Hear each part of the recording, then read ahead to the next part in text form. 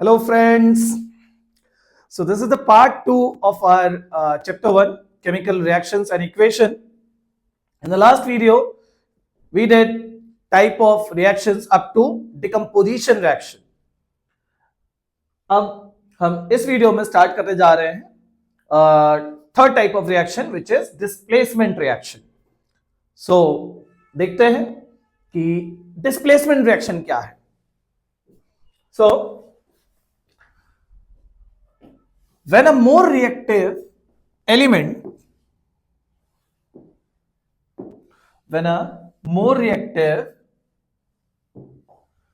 element displaces less reactive element from its compound, it is called displacement reaction. एक compound में से एक compound के साथ जब एक एलिमेंट का रिएक्शन हो रहा है और अगर वो जो एलिमेंट रिएक्ट कर रहा है कंपाउंड के साथ में वो कंपाउंड के किसी एलिमेंट से लेस रिएक्टिव है तो वो उसे वहां से रिप्लेस कर देता है. उसे इस टाइप का जब कोई रिएक्शन हो रहा है तब उसे हम डिस्प्लेसमेंट रिएक्शन नाम दे रहे हैं. चलिए और डिटेल में समझते हैं.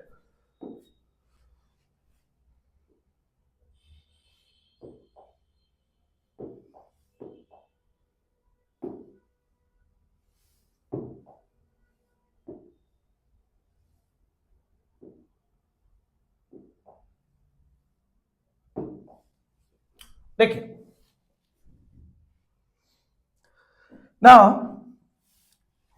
as I said, displacement reaction.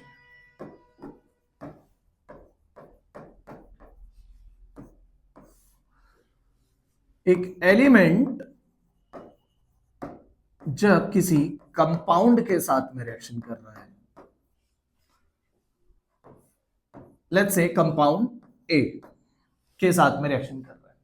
एक एलिमेंट एक कंपाउंड ए के साथ में रिएक्शन कर रहा है. ये कंपाउंड आमतौर पर किससे मिलकर बना हुआ है? मेटल प्लस नॉन मेटल से. यूजुअली जो कंपाउंड है वो मेटल और नॉन मेटल से मिलकर बनता है. कंपाउंड नॉन मेटल से भी बनता है. नाउ अब कंडीशन आती है कि इफ एलिमेंट इज मेटल, अगर जो एलिमेंट है वो मेटल है तो वो कंपाउंड में से मेटल को हटाएगा. अगर if element is non metal, अगर एलिमेंट नॉन मेटल है तो वो कंपाउंड में से नॉन मेटल को डिस्प्लेस करेगा. अब कैसे? कुछ तो कंडीशन होगी कि जो एलिमेंट है कंपाउंड के मेटल या नॉन मेटल को कैसे हटाएगा? जब ये ज्यादा रिएक्टिव होगा. अगर ये एलिमेंट कंपाउंड के मेटल या नॉन मेटल से ज्यादा रिएक्टिव होगा तो उसको ये यहां पर डिस्प्लेस या कहें रिप्लेस कर देगा. अब सपोज ये जो एलिमेंट है ये एक मेटल है और कंपाउंड के मेटल को डिस्प्लेस करके एक नया कंपाउंड बनाता है. सपोज कंपाउंड बी, और जो उसका मेटल था वो यहां से अलग हो जाता है. तो इस टाइप का जो रिएक्शन है इसे हम नाम देते हैं डिस्प्लेसमेंट रिएक्शन. फॉर एग्जांपल थोड़ा सा और आगे बढ़ता है. सपोज एलिमेंट है ए, कंपाउंड है हमारा बी सी. ए सपोज एक मेटल है, यहां पर बी भी एक मेटल है और सी सपोज एक नॉन मेटल है. अगर if A is more reactive then B तो यहां रिएक्शन होगी, रिएक्शन अकर्स.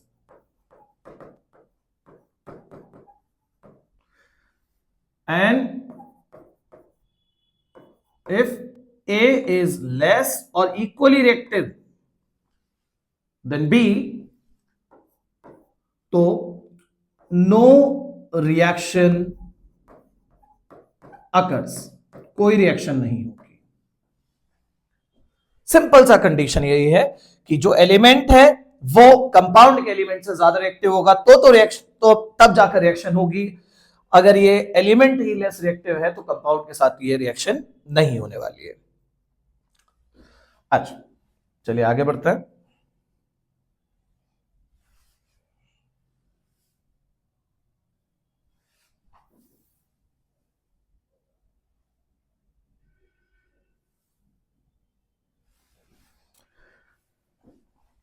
अब एक छोटा सा टॉपिक है, metals reactivity series. Metals reactivity series. इस मेटल्स, जो मेटल की रिएक्टिविटी सीरीज है, इससे बेसिकली हम ये पता लगाते हैं कि जो एलिमेंट रिएक्शन कर रहा है वो कंपाउंड के एलिमेंट से ज्यादा रिएक्टिव है या कम रिएक्टिव है। तो इसके लिए हमें मेटल्स की रिएक्टिविटी सीरीज को लर्न करना जरूरी है। इसे हम राइमिंग के जरिए लर्न करेंगे। राइमिंग है केदार नाथ बाई का माली आलू मटन जरा फीका नई सन पकाता है। नाउ सन पकाता है, हाई कोट है,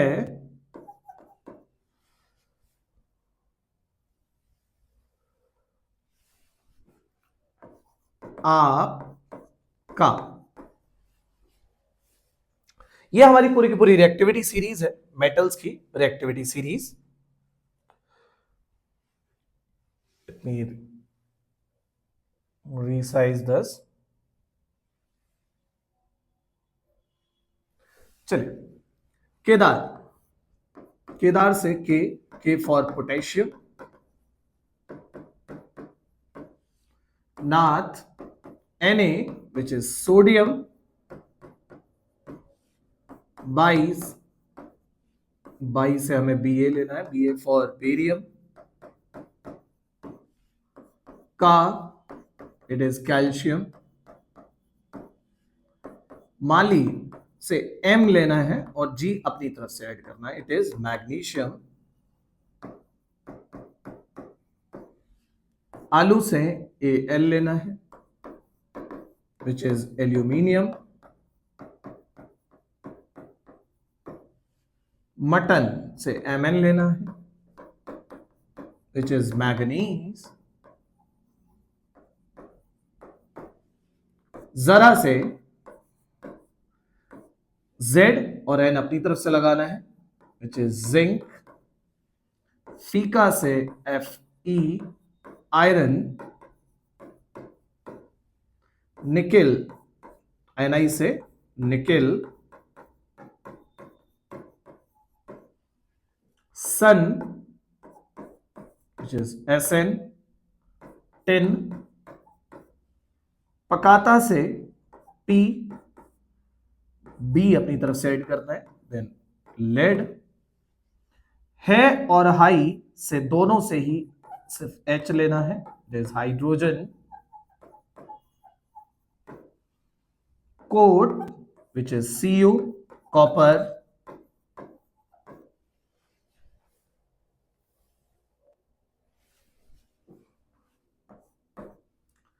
नेक्स्ट जो है इसमें Hg लगाकर मरकरी। आपके 3 मीनिंग है। पहले ए का मतलब है Ag विच इज सिल्वर, दूसरे ए का है Au गोल्ड, और लास्ट P से है Pt विच इज प्लैटिनम। का कोई मीनिंग नहीं है यहां पर। सो ये हमारी रिएक्टिविटी सीरीज ऑफ मेटल्स। मैंने थोड़े एलिमेंट इसमें एक्स्ट्रा रखे हैं ताकि आगे वाले जो चैप्टर्स हैं हमारे उनमें भी इसका यूज होता है, वहां पर ये कुछ एक्स्ट्रा एलिमेंट्स हैं जो हमें काम देता है। सो राइमिंग बड़ी सिंपल सी है, केदारनाथ भाई कमाली, आलू मटन जरा फीका नहीं सन पकाता है, हाई कोर्ट है आपका। केदार से K for potassium, and sodium, barium, calcium, magnesium, aluminium, zinc, sorry aluminium, manganese, zinc, iron, nickel, then tin, lead, hydrogen, copper, mercury, silver, gold, platinum. ये हमारी एक्टिविटी सीरीज है मेटल्स की। एक बार सिर्फ एलिमेंट्स को लिख लेते हैं। देखिए, सो केदार नाथ बाई का माली आलू मटन जरा फीका नहीं सन पकाता है, हाई है और हाई दोनों से एच आएगा, कोट है आपका एजी एयू देन पीटी, एजी एयू पीटी। अब इस रिएक्टिविटी सीरीज को समझिएगा ध्यान से। जो भी एलिमेंट, अगर मैं इसको थोड़ा सा और ब्रीफली डिस्क्राइब करूं तो from potassium up to aluminium, ये सारे मेटल्स हैं सिवाय इसको छोड़कर, हाइड्रोजन को छोड़कर सारे के सारे मेटल्स हैं। इकलौता ऐसा एलिमेंट है जो कि नॉन मेटल होते हुए भी मेटल रिएक्टिविटी सीरीज का पार्ट है, हाइड्रोजन। तो यहां तक के जो मेटल है अप टू एल्यूमिनियम, ये हाईली रिएक्टिव मेटल्स हैं। These are highly reactive metals from magnesium up to copper. Copper moderately reactive में भी आ जाता है, तो it is moderately reactive metal, and mercury, silver, gold, platinum, these are least reactive metals. These are least reactive metals. अब यहीं पर एक question बनता है कि हाइड्रोजन जो कि एक नॉन मेटल है, फिर भी इस मेटल्स की रिएक्टिविटी सीरीज का पार्ट कैसे है? तो the question is, hydrogen being a non-metallic element is the part of metals reactivity series.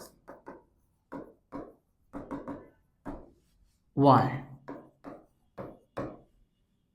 So answer is कि मेटल्स वो एलिमेंट होता है, सबसे पहले अगर मैं बात करूं कि मेटल्स है क्या, तो मेटल्स वो एलिमेंट है जिनके पास अपने वैलेंस शेल में फ्री इलेक्ट्रॉन्स हैं, जो अपने फ्री इलेक्ट्रॉन्स को लूज करते हैं, और जब भी कोई एलिमेंट अपने एटम में से इलेक्ट्रॉन्स को लूज करेगा तो वो पॉजिटिव चार्ज गेन करता है। सो ये वाली जो प्रॉपर्टी यानी कि इलेक्ट्रोपॉजिटिव नेचर जो है मेटल्स का, यही इलेक्ट्रोपॉजिटिव नेचर जो है हाइड्रोजन भी शो करता है, यानी ये भी अपने एटम में से इलेक्ट्रॉन को लूज कर देता है। जबकि नॉन मेटल्स होते हैं वो इलेक्ट्रोनेगेटिव नेचर के होते हैं, इलेक्ट्रॉन को गेन करने की टेंडेंसी रखते हैं, बट इकलौता ऐसा हमारे पास नॉन मेटल है हाइड्रोजन, जो कि मेटल्स की जो ये एक मेन कैरेक्टरिस्टिक है, आपका प्रॉपर्टी है कि इलेक्ट्रोपॉजिटिव नेचर ये भी शो करता है। तो इसी वजह से हाइड्रोजन को इस रिएक्टिविटी सीरीज का पार्ट बनाया गया। Hydrogen can also lose electrons just like other metals.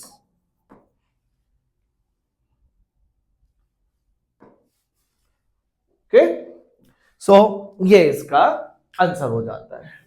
अब बात आती है कि जैसे अगर मैं आपसे पूछूं कि जिंक जिंक जिंक में जिंक जो है इतने सारे मेटल्स यानी जिंक से नीचे जितने भी हैं वो इससे लेस रिएक्टिव हैं और जिंक से ऊपर वाले जो भी हैं वो उससे ज्यादा रिएक्टिव मेटल्स हैं। अगर मैं कहूं जिंक से ज्यादा रिएक्टिव कौन से, तो manganese, aluminium, magnesium, calcium, barium, sodium, potassium. और जिंक से जितने भी नीचे वाले हैं iron, nickel, tin, lead, hydrogen non metal है बट इससे लेस रिएक्टिव है। Copper, mercury, gold, silver, gold, platinum, ये से लेस रिएक्टिव है। ओके, नाउ एक और बात, मेटल्स को इस तरह से अरेंज करने के पीछे भी कोई लॉजिक होगा कि ऐसे क्यों अरेंज किया गया, मेटल्स की रिएक्टिविटी किस बेसिस पर डिसाइड हो रही है। तो मेटल्स की जो रिएक्टिविटी यहां पर डिसाइड होती है वो इस बेसिस पर डिसाइड हो रही है कि कौन सा मेटल सबसे जल्दी इलेक्ट्रॉन लूज कर दे और कौन सा देर से इलेक्ट्रॉन लूज करेगा। तो जो सबसे जल्दी इलेक्ट्रॉन लूज कर रहा है वो हाईली रिएक्टिव मेटल है, let's say potassium, which is at the top of this reactivity series, जो सबसे जल्दी इलेक्ट्रॉन लूज कर रहा है। अगर सोडियम की बात करें वो थोड़ा देरी से इलेक्ट्रॉन को लूज कर रहा है, मतलब जैसे जैसे नीचे आते जा रहे हैं इलेक्ट्रॉन सब लूज करेंगे, इवन गोल्ड, प्लैटिनम ये भी लूज करेंगे, लेकिन सबसे देर में लूज करेंगे। तो इसी बेसिस पर इनकी रिएक्टिविटी डिसाइड होती है कि कौन कितना जल्दी इलेक्ट्रॉन्स को लूज करेगा। आई होप मेरी बात ये सभी को क्लियर हुई होगी। नाउ चलिए अब आगे बढ़ते हैं।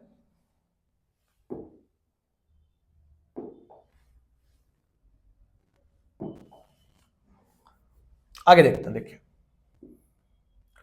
So when a more reactive element displaces less reactive element from its compound, it is called a displacement reaction। जैसे कि आयरन है,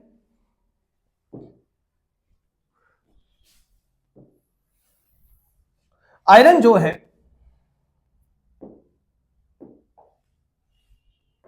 आयरन हमारा एलिमेंट है और किस कंपाउंड के साथ में रिएक्शन कर रहा है यहां पर, ये कॉपर सल्फेट के साथ में। तो जैसा मैंने कहा था कि अगर ये मेटल है तो कंपाउंड में से भी मेटल को ही डिस्प्लेस करने की कोशिश करेगा। तो यहां पर कौन सा मेटल है कंपाउंड में हमारे, कॉपर, CO। अब ये चेक करते हैं कि क्या आयरन कॉपर से ज्यादा रिएक्टिव है या लेस रिएक्टिव है। तो अभी जो हमने रिएक्टिविटी सीरीज पढ़ी थी उसमें आयरन जो है वो कॉपर से काफी ऊपर आ रहा था, तो यानी कि आयरन कॉपर से ज्यादा रिएक्टिव है। ये कॉपर को यहां से डिस्प्लेस करेगा और SO4 के साथ कंबाइन होकर एक नया कंपाउंड बनाएगा जिसका नाम है FeSO4, फेरस सल्फेट। ओके, और ये जो कॉपर था CSO4 के साथ में, जो कॉपर बेसिकली कॉपर सल्फेट में जो CO था वो डिस्प्लेस हो चुका है। तो ये है एक एग्जांपल डिस्प्लेसमेंट रिएक्शन का। आगे देखते हैं, जिंक, जिंक को भी कॉपर सल्फेट के साथ में ऐड किया गया। तो जिंक भी जो है वो ज्यादा रिएक्टिव है कॉपर से, तो ये भी इसको डिस्प्लेस करेगा ZnSO4 प्लस CO बनाकर। लेकिन अगर कहीं ऐसा लिखा मिल जाए, लेट्स से मान के चलिए Cu सॉलिड, ये बात हमने कल डिस्कस भी करी थी कि अगर हम इक्वेशन लिख रहे हैं तो उसको ज्यादा से ज्यादा इंफॉर्मेटिव भी बनाना होता है। तो Cu as we know, Cu जो है वो आयरन से लेस रिएक्टिव है, तो ये रिएक्शन नहीं होगी, नो रिएक्शन, रिएक्शन नहीं होने वाली है, नो रिएक्शन अकर्स। सो जरूरी है कि आपको मेटल्स की रिएक्टिविटी सीरीज लर्न हो, या आप मेरे मेथड से लर्न कर सकते हैं जैसे मैंने आपको बताया, या आपके पास कोई राइमिंग हो तो वहां से भी इसे आप लर्न कर सकते हैं।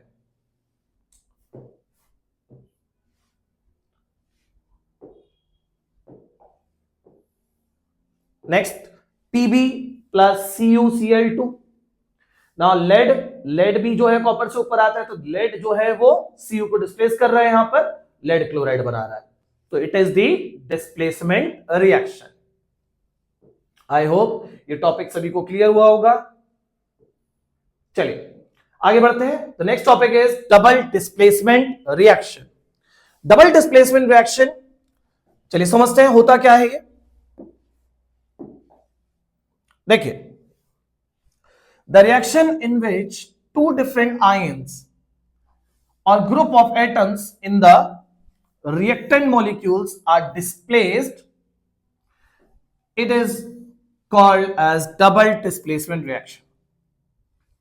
चलिए मैं इसे समझाता हूं आपको कि सपोज दो कंपाउंड्स हैं ए बी और सी डी, इनको हमने एक्वस फॉर्म में लिया, मतलब पानी में घोल दिए। पानी में घोलने पर सपोज ये जो कंपाउंड है ए बी और सी डी, ये आयनाइज हुए ए प्लस बी माइनस, और ये वाला भी जो कंपाउंड है ये भी ब्रेक हुआ सी प्लस डी माइनस में। अब इन दोनों ही कंपाउंड्स को हम साथ मिलाकर ऐड कर देते हैं, और जब हमने इन्हें ऐड किया तो आयंस का एक्सचेंज हुआ, यानी कि ये जो पॉजिटिवली चार्ज आयन है इसके नेगेटिवली चार्ज आयन के साथ चला गया, ये वाला जो पॉजिटिवली चार्ज आयन है इसके नेगेटिव के साथ चला गया, यानी कि आयंस का एक्सचेंज हुआ। और आयंस के एक्सचेंज होने की वजह से यहां पर दो नए कंपाउंड बने AD plus CB, AD plus CB। तो जब दो कंपाउंड्स ले रहे हैं, दोनों को आपस में ऐड कर रहे हैं, और आयंस का एक्सचेंज होने की वजह से दो नए कंपाउंड मिल जाते हैं, तो इस टाइप के रिएक्शन को हम नाम देते हैं डबल डिस्प्लेसमेंट रिएक्शन। चलिए कुछ बड़े ही इंपॉर्टेंट एग्जांपल्स भी हैं, उन्हें देख लेते हैं। देखिए सबसे पहला एग्जांपल है हमारे पास Na2SO4 which is sodium sulfate plus barium chloride which is BaCl2 to give BaSO4 and twice of NaCl। देखिए कैसे रिएक्शन अकर हो रही है। सोडियम सल्फेट Na2SO4 जब इसे एक्वस फॉर्म में डिसॉल्व कर रहे हैं तो ये किस में ब्रेक होगा, 2Na plus and 1SO4 2 minus. ऐसे अगर मैं बेरियम क्लोराइड की बात करूं तो ये भी स्प्लिट होता है Ba2 प्लस और 2Cl माइनस आयंस में। इस तरह से ये आयंस में स्प्लिट हो गए। अब जब दोनों को कंबाइन करेंगे हम तो ये जो आयंस हैं ये आपस में एक्सचेंज हो जाने वाले हैं। सो ये जो 2Na प्लस थे और 2Cl माइनस थे, ये दोनों कंबाइन होकर क्या दे रहे हैं यहां पर, 2 ट्वाइस ऑफ NaCl, और Ba2 प्लस और SO4 2 माइनस दोनों साथ में कंबाइन होकर देते हैं barium sulphate.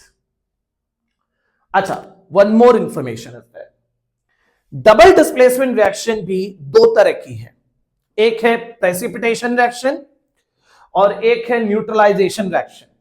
Precipitation reaction basically वो रिएक्शन कि जहां पर एक इनसॉल्युबल सॉलिड का फॉर्मेशन होता है, इनसॉल्युबल सॉलिड का फॉर्मेशन होता है, जैसे कि यहां पर हुआ। ये दोनों ही रिएक्टेंट एक्वस फॉर्म में थे। इनिशियली हमने इन दोनों को ही एक्वस स्टेट में रखा था, लेकिन जैसे ही दोनों को कंबाइन किया गया आफ्टर द रिएक्शन यहां पर हमें एक इनसॉल्युबल सॉलिड मिला जो कि व्हाइट कलर का है।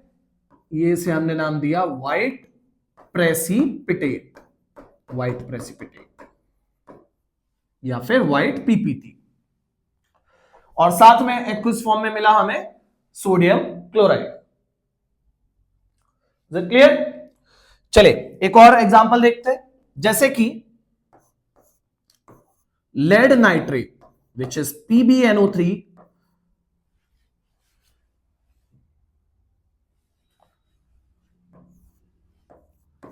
Whole twice aqueous plus potassium iodide Ki,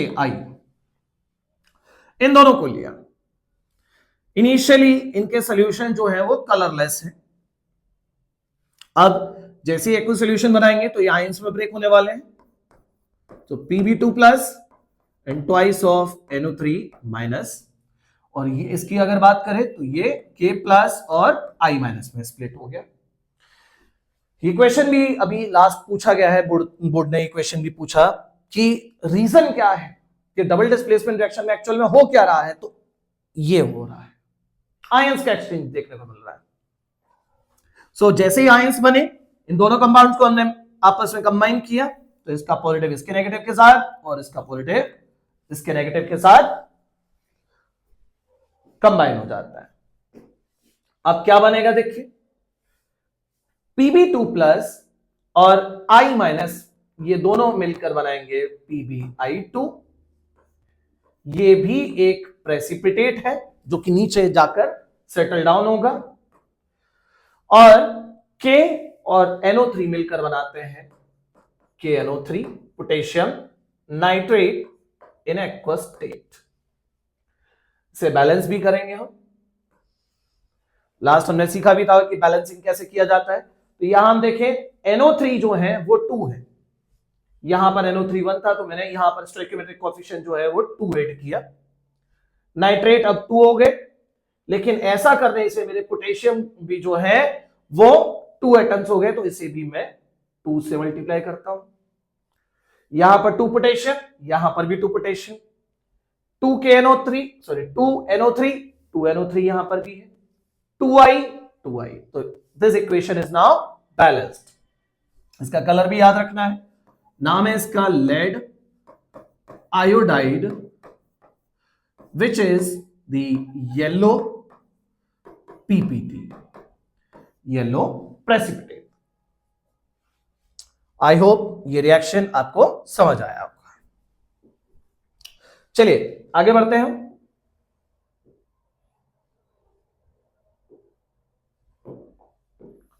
next is oxidation and reduction.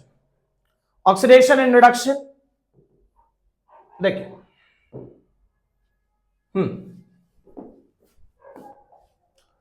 समझिएगा। ऑक्सीडेशन और रिडक्शन से पहले मैं आपको एक टर्म बोल दूं। चलिए थोड़ा सा ही हम ये पहले आ गए। देखिए टर्म है रिडॉक्स रिएक्शन। रिडॉक्स का मतलब क्या है उसे समझिए। A reaction in which oxidation and reduction reaction occurs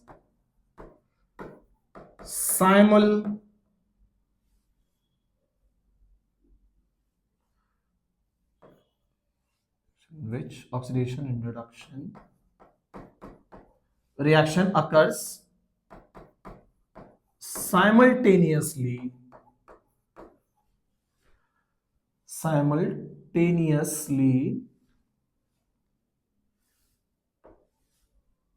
called, that reaction is called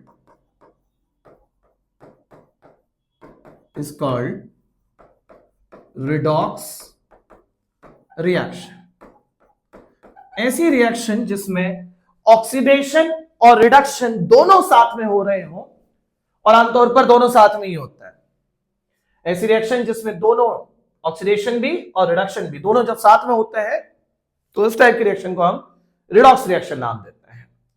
चलिए अब जानते हैं यहां से कि ऑक्सीडेशन क्या है और रिडक्शन क्या है।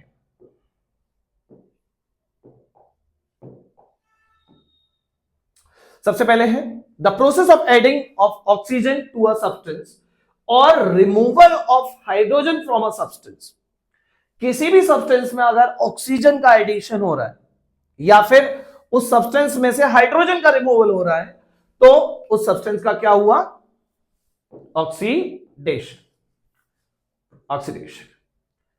अगर सपोज सब्सटेंस है Cu, इसके साथ में मैंने इसको हीट किया, हीट करने पर ये ऑक्सीजन के साथ कंबाइन हुआ और इसने फॉर्म किया CuO।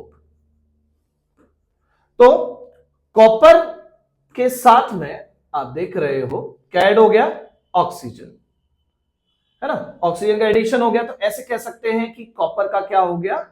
ऑक्सीडेशन, या फिर कहें कॉपर ऑक्सीडाइज हो गया। क्लियर? एक और एग्जांपल लेते हैं, जैसे कि CuO है, इस पर हाइड्रोजन के वेपर्स रिलीज किए गए और हमें मिला Cu प्लस H2O। अब अगर आप देखो तो CuO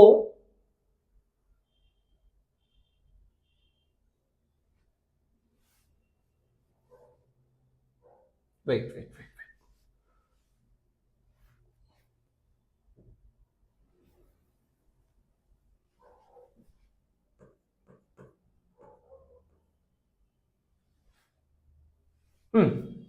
तो यहां हमने देखा कि जब कॉपर के साथ में ऑक्सीजनेट हुआ तो कॉपर ऑक्साइड मिला, CuO मिला।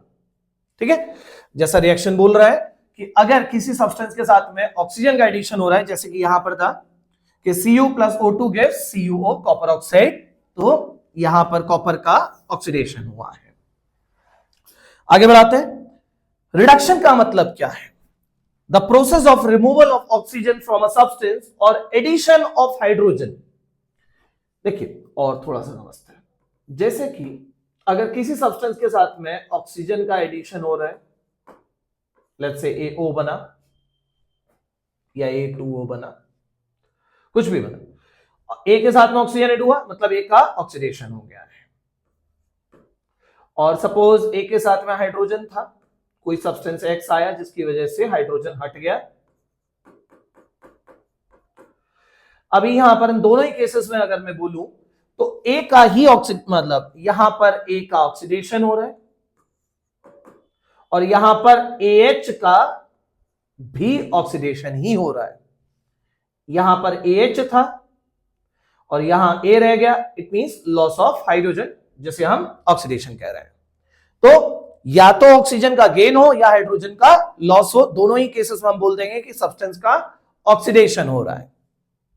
जस्ट इसका उल्टा होता है रिडक्शन, कि अगर किसी सब्सटेंस में हाइड्रोजन का गेन हो रहा है, हाइड्रोजन गेन हो रहा है या फिर ऑक्सीजन लूज हो रहा है, तो कह देते हैं उसका रिडक्शन हुआ है। The process of removal of oxygen from a substance or addition of hydrogen to a substance is called reduction. इसी को रिडक्शन बोल दिया जाता है। देखिए एग्जांपल से आपको समझ आएगा। समझे, यहां पर कॉपर ऑक्साइड है, इसके साथ में हाइड्रोजन को ऐड किया गया, तो कॉपर ऑक्साइड आप देख रहे हो, यहां कॉपर ऑक्साइड है और इधर क्या है? कॉपर। सो क्या चीज गई? यहां से ऑक्सीजन गया, लॉस ऑफ ऑक्सीजन हुआ है, यहां से लॉस ऑफ ऑक्सीजन हुआ है। लॉस ऑफ ऑक्सीजन होना ये रिडक्शन है। और अगर मैं इस हाइड्रोजन को कंपेयर करूं तो हाइड्रोजन ने ऑक्सीजन गेन किया, gain of oxygen. Gain of oxygen होता है ऑक्सीडेशन और लॉस ऑफ ऑक्सीजन होता है रिडक्शन। सो यहां रिडक्शन किसका हुआ? रिडक्शन हुआ है CuO यानी कॉपर ऑक्साइड का, और ऑक्सीडेशन किसका हुआ? तो ऑक्सीडेशन हुआ है यहां पर हाइड्रोजन का। आई होप ये बात आपको क्लियर हुई होगी कि क्या है ऑक्सीडेशन और क्या है रिडक्शन। चलिए आगे बढ़ते हैं। सो redox, as I said, a reaction in which oxidation and reduction takes place simultaneously is called redox reaction. एक बढ़िया एग्जांपल था जो अभी हमने डिस्कस किया था कि copper oxide when added with hydrogen it gives copper and water. So hydrogen के साथ में आप देख रहे हो ऑक्सीजन का एडिशन हुआ था, तो दैट मींस ऑक्सीडेशन, हाइड्रोजन का ऑक्सीडेशन हुआ था यहां पे, और कॉपर ऑक्साइड कॉपर में टर्न हुई, it means loss of oxygen, और लॉस ऑफ ऑक्सीजन का मतलब होता है रिडक्शन। तो कॉपर ऑक्साइड का रिडक्शन हुआ है और हाइड्रोजन का ऑक्सीडेशन हुआ है। एक और एग्जांपल है हमारे पास, देखिए यहां पर मैग्नेटिक ऑक्साइड ऑफ आयरन के ऊपर भी हाइड्रोजन रिलीज किया गया है, Fe3O4 प्लस हाइड्रोजन। तो Fe3O4 किसमें चेंज हुआ है? Fe में। Fe3O4 Fe में चेंज हो रहा है, मतलब लॉस ऑफ ऑक्सीजन, और लॉस ऑफ ऑक्सीजन का मतलब होता है reduction. It is reduction. Now hydrogen को देखोगे तो ये वाटर में कन्वर्ट हुआ, यानी इसने ऑक्सीजन को गेन किया, तो gain of oxygen is oxidation.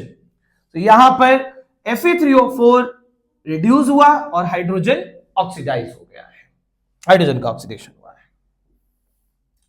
सो एक बहुत ही अच्छा टॉपिक रिडॉक्स रिएक्शन अभी हमने समझा ना। आगे देखते हैं, नेक्स्ट है प्रेसिपिटेशन रिएक्शन। ये अभी मैंने जस्ट जब मैंने डबल डिस्प्लेसमेंट रिएक्शन बोल रहा था तो वहां पर मैंने थोड़ा सा इसके बारे में बताया कि ये टाइप है डबल डिस्प्लेसमेंट रिएक्शन का ही, जिसमें बेसिकली एक ऐसा कंपाउंड फॉर्म हो जो कि इनसॉल्युबल है, घुल नहीं रहा है, इनसॉल्युबल सॉलिड है, जो कि ग्रेविटी की वजह से नीचे आकर सेटल हो जाता है और कई बार ये रिएक्शन में अपना कलर भी देता है। तो जैसे कि sodium sulphate plus barium chloride, ये हमने रिएक्शन पहले पढ़ चुके हैं। Gas barium sulphate plus sodium chloride, और मैंने इसका कलर भी बताया था। So barium sulphate is a white precipitate, ये एक व्हाइट प्रेसिपिटेट है। चलिए आगे बढ़ते हैं, next is exothermic reaction. Exothermic reaction क्या होती है? Exothermic reactions are those reaction जिनमें एनर्जी इवॉल्व हो रही हो, रिलीज हो रही हो किसी भी फॉर्म में, हीट की फॉर्म में, लाइट की फॉर्म में। Okay, so reaction that involve evolution of heat are called exothermic reaction. जैसे कि एग्जांपल के तौर पर बर्निंग ऑफ नेचुरल गैस। बहुत से स्टूडेंट को यही नहीं पता होता है कि नेचुरल गैस होती क्या है। तो natural gas basically, natural gas का जो मेन कंपोनेंट है वो है मीथेन। नेचुरल गैस एक मिक्सचर है, लेकिन इसका जो मेन कंपोनेंट है वो है methane gas, which is CH4। Now methane का जब कंबशन होगा, यानी कि ये ऑक्सीजन के साथ कंबाइन होगी, और जब ऑक्सीजन के साथ कंबाइन हो रही है तो ये दे रही है CO2 plus H2O plus energy. किसी भी चीज को बर्न करते हैं तो ऑब्वियसली वहां पर एनर्जी रिलीज होती है। तो ये एक एक्सोथर्मिक रिएक्शन है, इसे हम याद रखना है हमें, क्योंकि कई बार बोर्ड ये भी पूछता है कि एग्जांपल्स दीजिए कि एक्सोथर्मिक रिएक्शन के एग्जांपल दीजिए और एक्सोथर्मिक रिएक्शन के भी एग्जांपल दीजिए। सो हमारे पास यहां पर दो एग्जांपल हो गए, एक तो हो गया कंबशन ऑफ मीथेन, और दूसरा एग्जांपल हो जाता है यहां पर, ये भी काफी इंपॉर्टेंट है, बोर्ड ने इसे भी पूछ रखा है कि decomposition of vegetable into compost. कि आपके पास कोई भी वेजिटेबल मैटर है, उसे आप सॉइल में बरी करिए तो ये जो कंपोस्ट में कन्वर्ट होता है तो एनर्जी रिलीज होती है। That's why it is an exothermic reaction. और भी एग्जांपल्स है, रेस्पिरेशन जहां जो कि हर एक लिविंग बीइंग परफॉर्म करता है, और इसी प्रोसेस की वजह से उसके सेल्स के पास एनर्जी आती है, तो एनर्जी यहां पर रिलीज होती है। That's why we can say कि रेस्पिरेशन जो है एक्सोथर्मिक प्रोसेस है। So the food that we intake is broken down into simpler substances such as carbohydrate, fat, proteins during digestion. Carbohydrate thus absorbed are broken down to glucose. Glucose combined with oxygen in cells of our body and provides energy. This reaction is called as respiration. After digestion जो भी हमने खाना खाया है उसमें energy giving food जो भी energy giving food यानी ग्लूकोज है, उस ग्लूकोज को हम ऑक्सीजन देते हैं, और ये ऑक्सीजन उस ग्लूकोज का ही स्लो कंबशन परफॉर्म करता है। इसी स्लो कंबशन की वजह से ग्लूकोज में जो भी एनर्जी स्टोर्ड है वो एनर्जी बाहर आ जाती है, और उसी एनर्जी की वजह से हम सरवाइव कर पाते हैं, या फिर हम अपने बॉडी के जितने भी लाइफ प्रोसेसेस हैं उन्हें परफॉर्म कर पाते हैं। So respiration is also an example of exothermic reaction. चलिए आगे बढ़ते हैं, नेक्स्ट इज एंडोथर्मिक रिएक्शन। अभी जस्ट एक और बार रिवाइज करेंगे कि एक्सोथर्मिक रिएक्शन के कौन कौन से एग्जांपल सुने हमने। एक्सोथर्मिक रिएक्शन का एक एग्जांपल सुना हमने कि कंबशन ऑफ नेचुरल गैस जो कि मीथेन CH4 है, उसका कंबशन देखा। दूसरा decomposition of vegetable matter, again वो भी एक एक्सोथर्मिक रिएक्शन है। और तीसरा एग्जांपल देखा अभी हमने just respiration. Next endothermic reaction.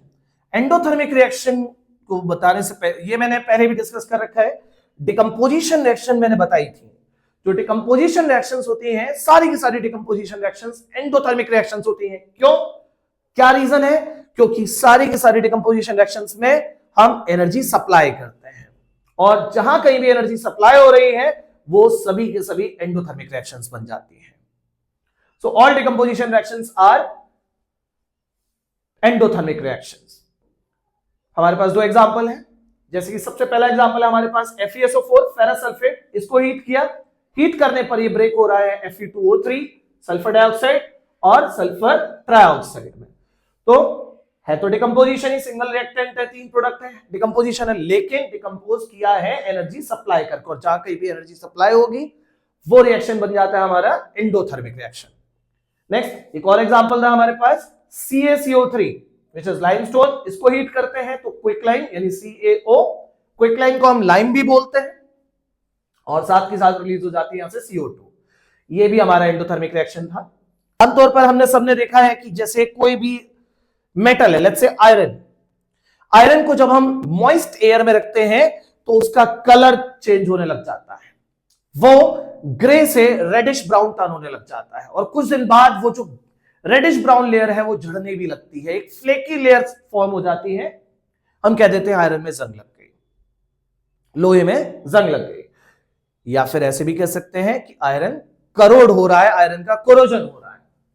The phenomena in which metals are slowly eaten away by the reaction of air, water, chemicals present in the atmosphere is called corrosion। यानी धीमे धीमे वो पूरा का पूरा मेटल खराब हो जाता है, यानी पैसा बर्बाद, और फिर उसके रिस्टोरेशन में हमें दोबारा पैसा खर्च करना पड़ता है। तो ये एक बड़ा ही कॉमन प्रॉब्लम है कोरोजन, जहां पर धीमे धीमे वो मेटल अपने आसपास की गैसेस की वजह से, कोई केमिकल या वाटर, इनकी वजह से धीमे धीमे खत्म हो जाता है। For example black coating on silver, जैसे चांदी का काला पड़ना, या green coating on copper, copper का काला ग्रीन पड़ जाना। Rusting of iron is due to corrosion, it can be prevented. अब रस्टिंग ऑफ आयरन को कैसे प्रिवेंट कर सकते हैं, उसके लिए हमारे पास कुछ मेथड्स है। By applying paint on iron articles, iron articles पर हम पेंट कर सकते हैं। Rusting can be prevented by painting. Paint does not allow oxygen and moisture to come in contact with the surface of iron. Paint से क्या होता है कि वो जो भी मेटल है हमारा, वो वाटर और ऑक्सीजन के कांटेक्ट में नहीं आता है। यहां पर हमने सारे के सारे टॉपिक जो हैं वो कवर कर लिए हैं। अब कुछ इंपॉर्टेंट एक्टिविटीज हैं जिनमें से भी बोर्ड क्वेश्चन बनाता है, और हर बार क्वेश्चन बना रहा है। सो ये सारी एक्टिविटीज इंपॉर्टेंट है, और एक एक करके हम सारी एक्टिविटीज को यहां से देखेंगे। सबसे पहली एक्टिविटी है what happens when heat is applied on magnesium ribbon by burning it on spirit lamp. कि क्या होता है कि जब एक मैग्नीशियम रिबन, मैग्नीशियम एक मेटल है, ग्रेश व्हाइट मेटल है, जिसे हम बर्न करें तो ये फुलझड़ी की तरह जलता है। फुलझड़ी जो हम दिवाली पर जलाते हैं, सेम उसी तरह से व्हाइट डेजलिंग फ्लेम के साथ में ये बर्न होता है। देखिए, और यहां से ये जो हमारे पास ग्रे मेटल था मैग्नीशियम, कंबशन के बाद मैग्नीशियम ऑक्साइड जो कि एक व्हाइट पाउडर है, इसमें कन्वर्ट हो जाता है मैग्नीशियम ऑक्साइड। नाउ क्या इन्फेरेंस है? It changes state from hard metal to powder. सबसे पहला इन्फेरेंस या ऑब्जर्वेशन कह सकते हैं हम इसकी, क्योंकि ऑब्जर्वेशंस भी बोर्ड पूछता है कि जब ये एक्टिविटी हुई तो आपने ऑब्जर्व क्या किया, देखा क्या इस रिएक्शन में। तो यहां पर जो हार्ड मेटल था वो किस में चेंज हो गया? पाउडर में। ये एक एक्सोथर्मिक रिएक्शन थी क्योंकि यहां पर एनर्जी रिलीज हो रही थी, और ये कॉम्बिनेशन रिएक्शन भी थी। कॉम्बिनेशन रिएक्शन क्यों? क्योंकि दो रिएक्टेंट हो चुके हैं यहां पर, मैग्नीशियम और दूसरा ऑक्सीजन, और दोनों के कॉम्बिनेशन एक सिंगल प्रोडक्ट मिला, magnesium oxide. Next second activity हमारे पास में, what do you observe when lead nitrate reacts with potassium iodide solution. Lead nitrate जब पोटेशियम आयोडाइड के साथ में रिएक्शन करता है तो क्या होता है? ये मैंने अभी कुछ टाइम पहले ही डिस्कस किया था कि जब lead nitrate solution potassium iodide solution के साथ में रिएक्शन करता है, और दोनों इनिशियली कलरलेस है, दोनों के सॉल्यूशन इनिशियली कलरलेस है, दोनों को कंबाइन किया, दोनों को कंबाइन करने के बाद में एक इनसॉल्युबल सॉलिड जो कि येलो कलर का है, जिसे हम प्रेसिपिटेट बोलते हैं, तो लेड आयोडाइड का प्रेसिपिटेट बना, और साथ में एक्वा सॉल्यूशन बना हमारा पोटेशियम नाइट्रेट का। It is potassium nitrate. क्या इन्फेरेंस है, क्या ऑब्जर्वेशन है यहां पर? So it changes state from liquid to solid. सबसे पहले लिक्विड से या एक्वा से सॉलिड स्टेट आई है। नेक्स्ट, डबल डिस्प्लेसमेंट रिएक्शन हुआ है क्योंकि यहां पर आयंस का एक्सचेंज देखने को मिलता है, और लास्ट ये एक प्रेसिपिटेट फॉर्म हुआ है, इसे हम प्रेसिपिटेशन रिएक्शन कह सकते हैं। नेक्स्ट एक्टिविटी है हमारे पास activity 1.3, which gas will evolve when zinc metal reacts with dilute hydrochloric acid, how will you identify the gas. तो जब भी मेटल का रिएक्शन एसिड के साथ में होता है तो आमतौर पर दो चीजें बनती हैं। जब भी मेटल एसिड के साथ में रिएक्शन करता है तो दो चीजों का फॉर्मेशन होता है, एक है सॉल्ट और दूसरा है हाइड्रोजन गैस। सॉल्ट और हाइड्रोजन गैस का रिएक्शन होने वाला है। तो सॉल्ट मेटल और एसिड का रिएक्शन होने वाला है। मेटल है हमारे पास जिंक और इसे ऐड किया गया हाइड्रोक्लोरिक एसिड में। तो इसने रिएक्शन के बाद क्या फॉर्म किया, यहां पर एक सॉल्ट जिसका नाम है जिंक क्लोराइड, और साथ में रिलीज हुई यहां पर हाइड्रोजन गैस। और ये एक एक्सोथर्मिक रिएक्शन है जिसे इस ट्राइंगल से, इस डेल्टा से शो किया गया क्योंकि हीट इवॉल्व हो रही है यहां पर। इन्फेरेंस क्या है, evolution of hydrogen gas evolve हुई है यहां पर। और नेक्स्ट एक्सोथर्मिक रिएक्शन है क्योंकि एनर्जी इवॉल्व, हीट इवॉल्व हुई थी यहां पर। ऑक्सीडेशन रिएक्शन है, hydrogen is removed, displacement reaction है।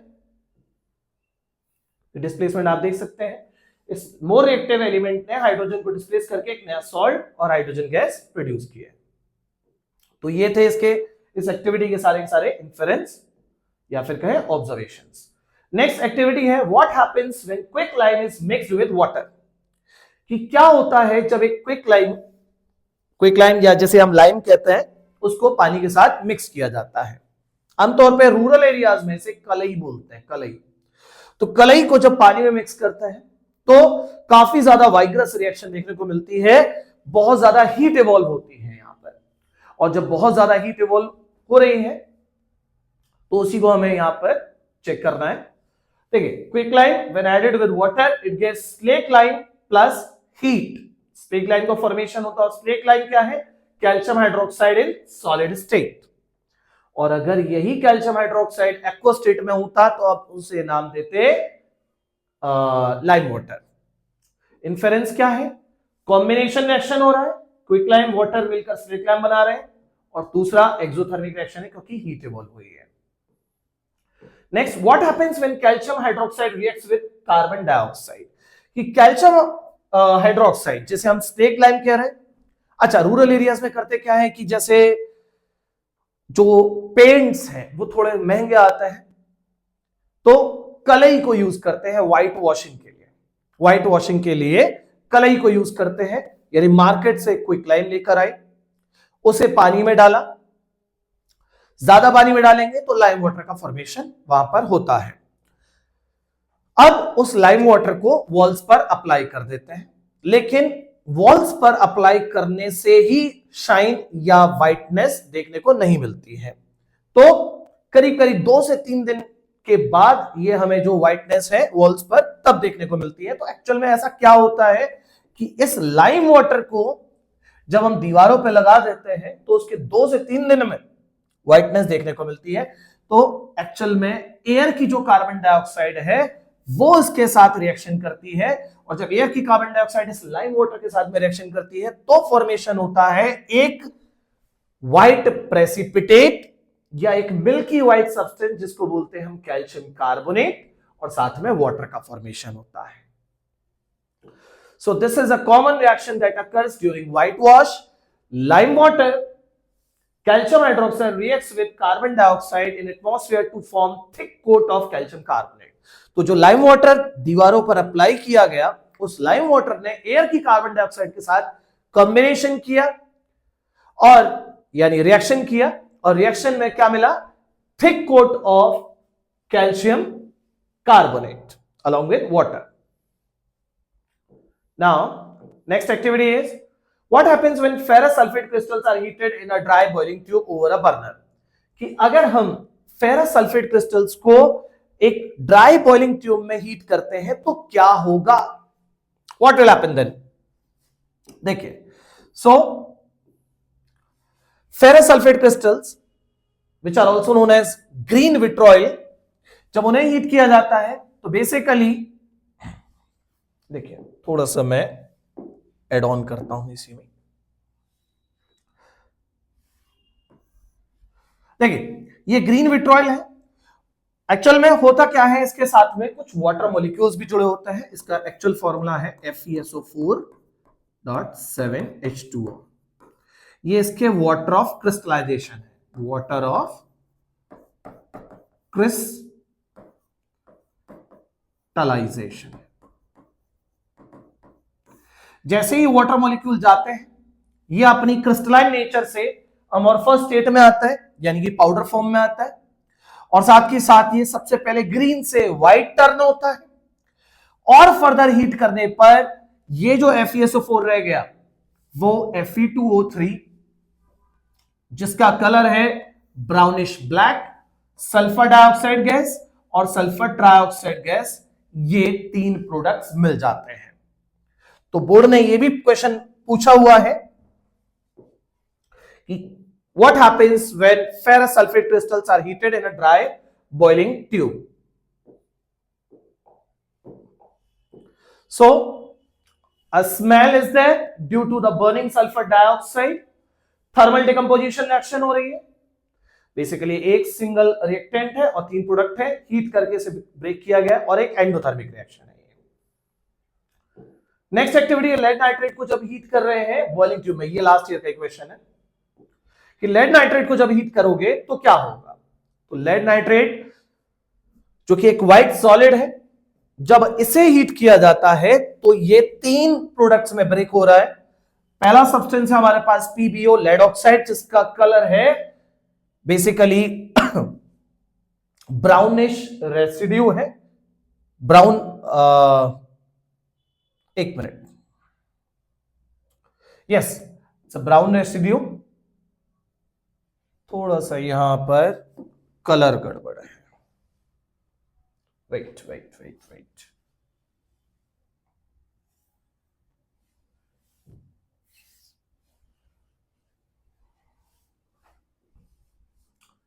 यहां थोड़ा सा गड़बड़ है।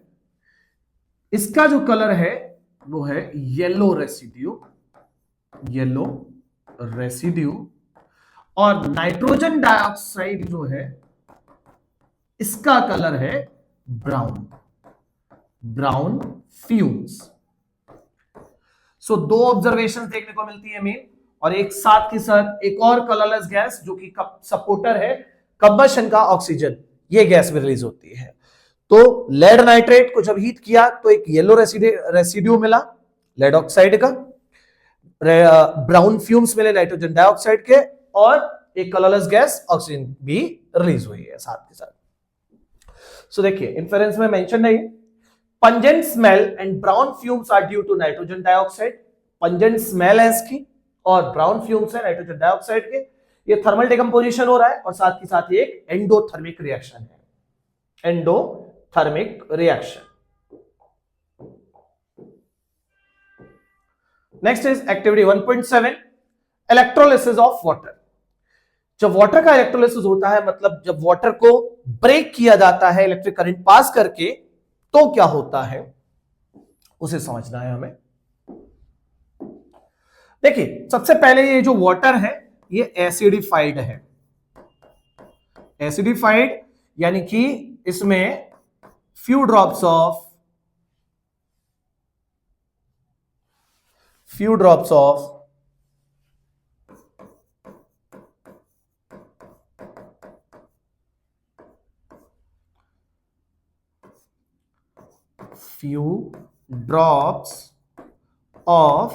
डाइल्यूट H2SO4 ऐड कर ताकि इलेक्ट्रिक करंट पास हो जाए। जब इलेक्ट्रोलिसिस किया गया यानी इलेक्ट्रिक करंट पास किया गया तो हाइड्रोजन गैस बनी और ऑक्सीजन गैस बनी। हाइड्रोजन गैस बनती है एट कैथोड और ऑक्सीजन गैस बनती है एट एनोड। नाउ आगे बढ़ते हैं। Volume of hydrogen gas is twice the volume of oxygen gas. जो यहां हाइड्रोजन गैस रिलीज होती है वो ऑक्सीजन से जस्ट डबल अमाउंट में रिलीज होती है। और ये क्वेश्चन भी पूछा गया ऐसा क्यों होता है। तो अगर आप एक वाटर के एक सिंगल मॉलिक्यूल को देखो तो सिंगल मॉलिक्यूल यानी H2O में हाइड्रोजन के 2 एटम्स है और ऑक्सीजन का सिंगल एटम है। तो जब एक मॉलिक्यूल में हाइड्रोजन के 2 एटम, ऑक्सीजन का सिंगल एटम है, तो निकलने वाली जो गैस होगी वहां पर भी हाइड्रोजन डबल अमाउंट में होगी इन कंपैरिजन टू ऑक्सीजन। ये रीजन बनता है। One of the gases catches fire and burns with pop sound, indicating that it is hydrogen. एक गैस जो इनमें से रिलीज हुई वो आग पकड़ रही है और बर्न हो रही है विद पॉप साउंड, यानी कि हाइड्रोजन गैस है। और दूसरी गैस जो है वो कैंडल को और ज्यादा ब्राइटली बर्न कर रही है, सपोर्ट कर रही है कंबशन को, यानी ऑक्सीजन गैस है। Next is electrolytic decomposition reaction हो रहा है। ये color of copper sulfate solution change when an iron nail is dipped in it. Iron nail को जब कॉपर सल्फेट सॉल्यूशन में डिप करते हैं तो इस कॉपर सल्फेट का कलर क्यों चेंज हो जाता है? सिंपल सा डिस्प्लेसमेंट रिएक्शन हो रहा है। आयरन मोर रिएक्टिव होने की वजह से कंपाउंड का जो कॉपर जो लेस रिएक्टिव है उसे डिस्प्लेस करता है और एक नया कंपाउंड बनाता है FeSO4, जिससे आयरन सल्फेट, जिसका कलर है ग्रीन। सो वो जो कॉपर सल्फेट ब्लू कलर का सॉल्यूशन था वो ग्रीन सॉल्यूशन में टर्न हो गया और जो कॉपर डिस्प्लेस हुआ वो कॉपर बेसिकली आयरन नेल के ऊपर ही आकर डिपॉजिट हो जाता है। So colour changes from blue to green due to the formation of iron sulphate. Displacement reaction हुआ है यहां पर। Reddish brown coating of copper metal over the grey iron metal. Next activity is activity 1.10. aqueous solution of sodium chloride, sodium sulfate, calcium chloride are taken in 3 separate test tubes. 3 separate test tubes में क्या क्या लिए गए हैं? Sodium chloride, sodium sulphate, calcium chloride, इनको लिया गया है। Using aqueous barium chloride, how do you identify sodium sulfate? अब आपसे बोला गया है कि आपको aqueous barium chloride लेकर तीनों में से पता लगाना है कि सोडियम सल्फेट कौन सा वाला है। तीनों में ऐड करके देखेंगे, जिसके साथ में भी व्हाइट प्रेसिपिटेट मिल गया वही है हमारा सोडियम सल्फेट, क्योंकि सोडियम सल्फेट बेरियम क्लोराइड के साथ में रिएक्शन करके बेरियम सल्फेट देता है। बेरियम क्लोराइड सोडियम सल्फेट के साथ में रिएक्शन करके व्हाइट प्रेसिपिटेट देता है बेरियम सल्फेट का। तो वहां से कंफर्म होगा हमें सोडियम क्लोराइड और कैल्शियम क्लोराइड ये रिएक्शन नहीं करेंगे बेरियम क्लोराइड के साथ में, तो वो क्लियर ही रहने वाला है। लेकिन जैसे ही बेरियम क्लोराइड और सोडियम सल्फेट का रिएक्शन होगा व्हाइट प्रेसिपिटेट मिल जाएगा। ये एक डबल डिस्प्लेसमेंट रिएक्शन था। Why does copper acquire a green coat when exposed to air for a long time? जब आप कॉपर का कोई भी मेटल, कॉपर मेटल को कहीं पर भी आप एयर की प्रेजेंस में रखो तो आप देखोगे उसमें कुछ टाइम बाद ग्रीन कोट आने लग जाता है। तो ऐसा क्यों होता है? देखिए, रीजन है कॉपर का कोरोजन हुआ है। कॉपर को जब 3 चीजों की प्रेजेंस में रखा जाता है, जैसे कि वाटर, कार्बन डाइऑक्साइड और ऑक्सीजन, इन 3 चीजों की प्रेजेंस में आकर यह बनाता है basic copper carbonate, which is CuOH whole twice और CuCO3, बेसिक कॉपर कार्बोनेट। इसका कलर है green. Copper on exposure to air reacts with gases and moisture in air to form basic copper carbonate. Next is why does copper powder turn black when heated? Copper black क्यों हो जाता है भाई जैसे heat किया जाता है? क्योंकि कॉपर ऑक्सीजन के साथ रिएक्शन करके कॉपर ऑक्साइड बना लेता है और कॉपर ऑक्साइड का कलर ब्लैक है।